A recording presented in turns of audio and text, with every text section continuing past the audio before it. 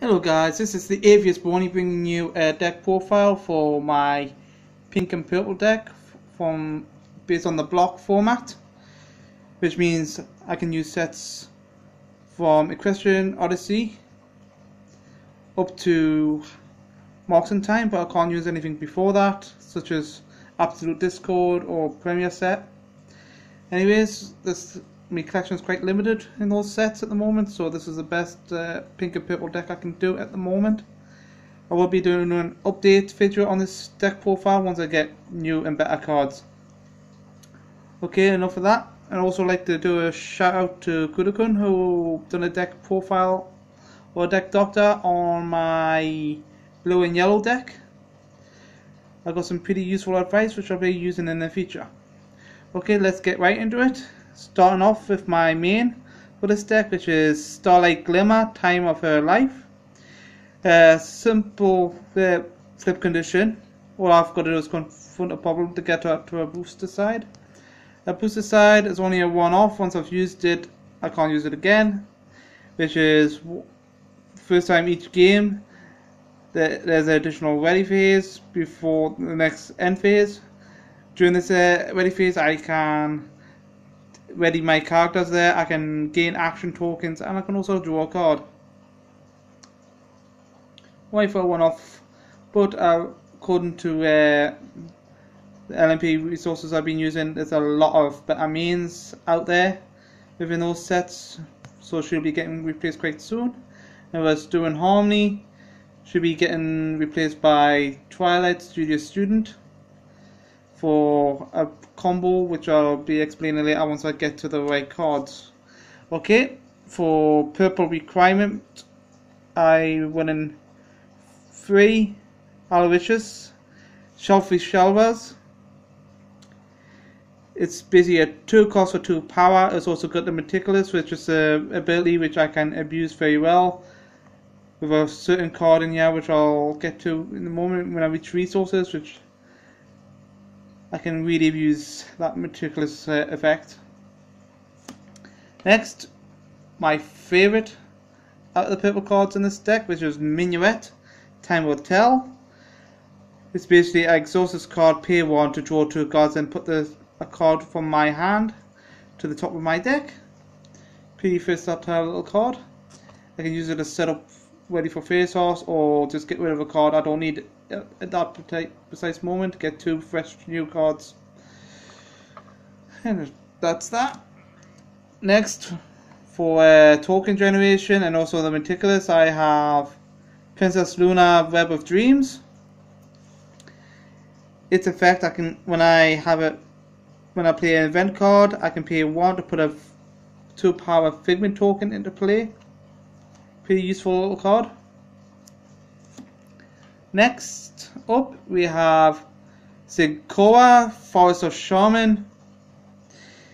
It has an immediate effect where I can banish this card from my hand and reduce the color requirements of my purple cards by 2. It also, the second effect which I quite like, which is opposing main characters at its problem can't contribute their power to face-offs. And against a boosted friend, that's taking 3 power away from your opponent.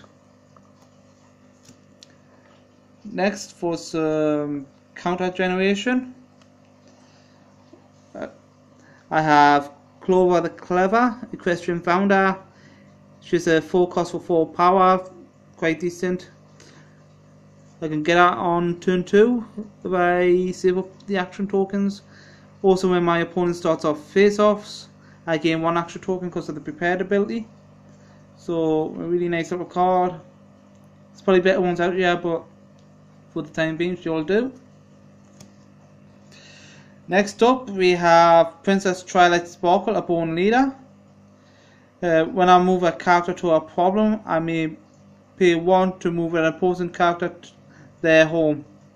So a good way of getting my opponent's cards off problems and my cards onto problems. Next, for pink, I have 3 Gummy, Best Gator. It has Eccentric 2, which is making it life a lot difficult for my opponent to confront problems, because when I have this on a problem, they need an additional 2 power to confront that problem. It's basically a free cost for 3 power. I can't see any downsides to this card, so that's why he's in here. Next, for some draw power, I have some free Sugar Belle, fresh from the oven. When I confront this card's problem, I may draw a card. So, even though it's an extra action token for 2 power, because of that I get to draw a card every time I confront a problem. It won't take long for her to start paying for herself. Next up, we have Minuet Schadenfreude. I don't know how to pronounce that, but it's another free cost for 2 power, but it has eccentric X, where X is this card's power. I can also, during the main phase, retire a friend to put +1 power counter onto this card's friend. So the more powerful this gets, the harder, because the eccentric my opponent has to solve a problem, and she can get quite large, quite fast, especially with the token generation. Okay, another token generator, which is Minuet Making friends.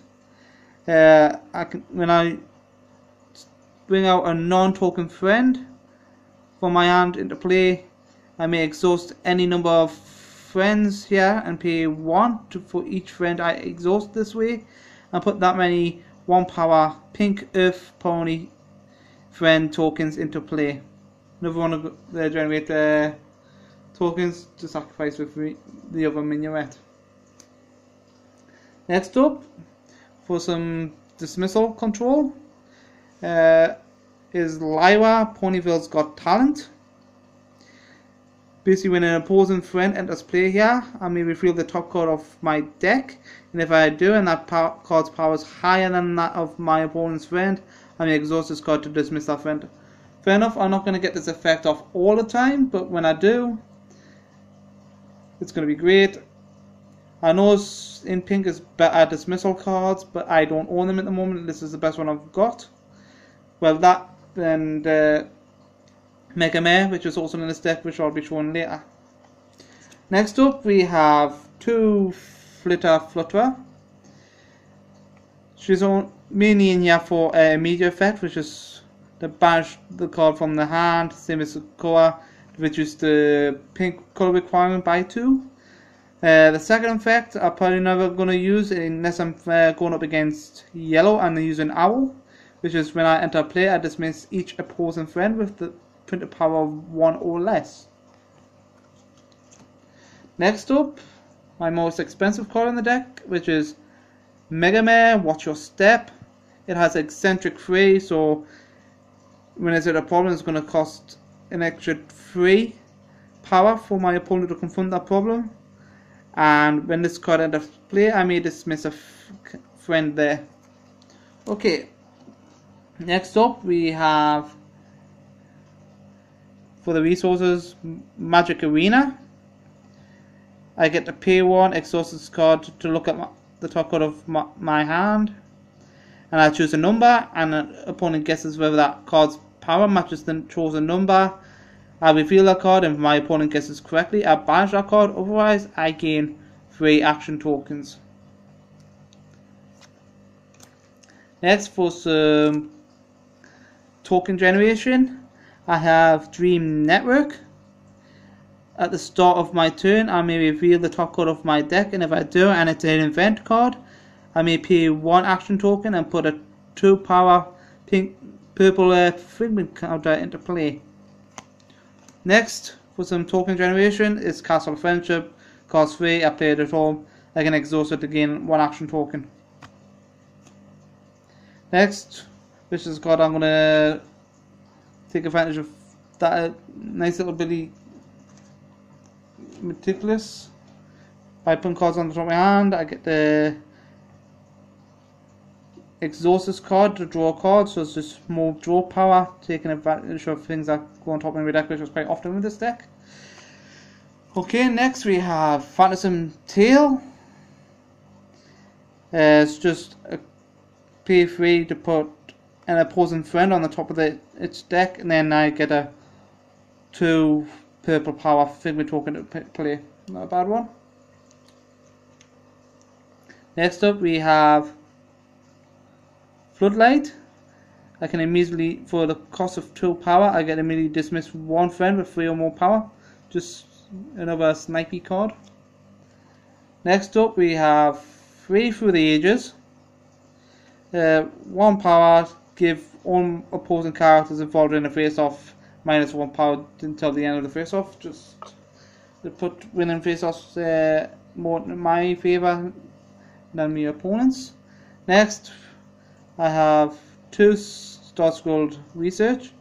It's a free cost to put 7 power on the top of my deck, which would be really handy in face-offs, or if I want to use Lyra's effect and basically guarantee it going off. As far as I really know, I can't find any friend cards that have printed power at least 7, or usually way below 7. 5 is the highest I've seen so far. So this combined with Lyra is going to guarantee the next at least one character on my friend's field is going to get dismissed. Next I have Roiled Tirak, Gathering Strength. When this card is uncovered, I put 1+1 power counters on this card for each character at its problem. So even though it's free, it won't be free when it enters, because I'll probably play it when I've got a nice size number of friends at the problem. Next up we have Queen Chrysalis, Hive Tyrant. This is just for a little bit of fun. At the start of a face-off involving this card, I may control an opposing friend until the end of the face-off. Okay, next up we have Roiled Tirak, Destroyer of Worlds. I have 2 of these. At the start of each turn I put a +1 power on this card, and when it has exactly 3 +1 power counters on it, I can frighten all friends here, and when this card has at least 3 +1 power counters on it, it is epic. So when it goes epic, neither opponent can confront a problem. What? Next up I have Starlight Glimmer, Chrono trigger. It's basically a way to thin down my deck as well as my opponent's deck temporarily by the start of each of my turns. Both me and my opponent reveal and banish the top 2 cards of our deck. Then when there are at least 20 cards banished this way, I can dismiss each of a friend, resource and troublemaker. Each player puts each of their friends and troublemakers banished this way into and play, and I get to banish this card. Next, which is one of the new dilemma cards, is basically when this card enters play, I may put a troublemaker from my hand into face up. It's only 1 action token, get a troublemaker straight off the bat, not a bad one. Okay, for the problems, I'm just going to quickly go through them. A second glance.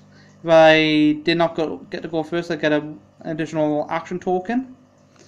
When this enters play, I get an additional action token. I have this one, which is Twilight's Worst Nightmare. I banish an event from my hand to give a character here +2 power until the end of the turn. When I draw a card, which is going to be quite often in this deck, I may give a character +1 power until the end of the turn. Hysterical Recreation. My troublemakers here have +1 power for each of your characters. Yeah, so make sure my troublemakers survive a bit longer. This one, which is a secret to every pony. I may pay 1 less to play my first friend here to this problem each turn, so I'm making my characters just a little bit cheaper. This one, when I confront this problem, I'm going to put a Chrono counter on this card. My opponent needs +1 power to confront this problem for each Chrono marker on here. So with eccentric, I can make it so it's pretty much impossible for my opponent to solve this problem with just musical number. I have 2 of those. And this one is